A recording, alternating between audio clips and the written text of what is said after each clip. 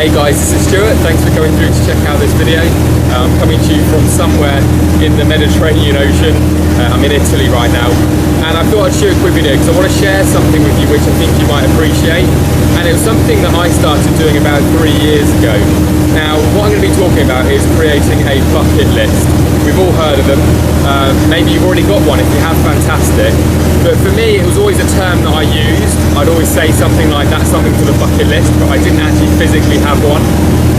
Nowadays, I actually have over 600 items on my bucket list. And this past week, I've done 2 things. I've managed to tick 2 things off of the bucket list. One of those things was to drive the Amalfi Coast. If you look to the right-hand side now, I'm not sure if you'll be able to see the road or not. Probably not.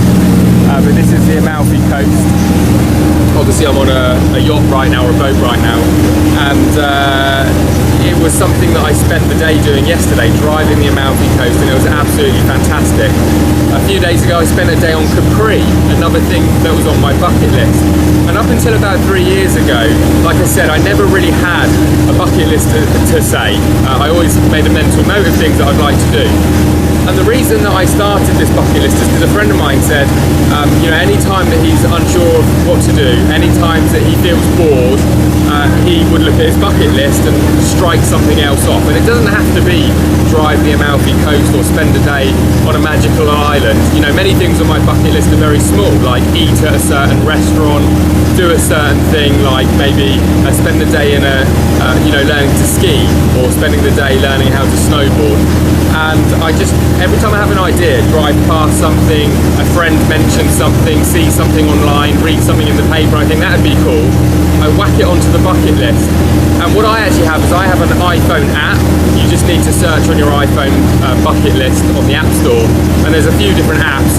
And one of the great things about doing it that way is you can actually, on many of the apps, see what other people have on their bucket list. And it was about maybe a year ago now that I was scrolling through and I saw somebody had put spend a day on Capri and spend a day driving the Amalfi Coast. So I went onto Google, looked up Capri, looked up the Amalfi Coast. Of course I'd heard of it, and it looked awesome. So it's something that went on there, and this past week I've managed to strike those 2 things off. 2 of the more exciting things, I suppose, that are on that list of over 600 things. So anyway, the reason that I'm shooting this video is because I want to encourage you, if you don't actually have a physical bucket list, whether that be on your iPhone or your smartphone, or actually physically written down, I highly recommend you do it. One, it will keep you extremely motivated, because I find that when I write things down that get me excited, that I'm pumped up about, it just puts me in a great frame of mind.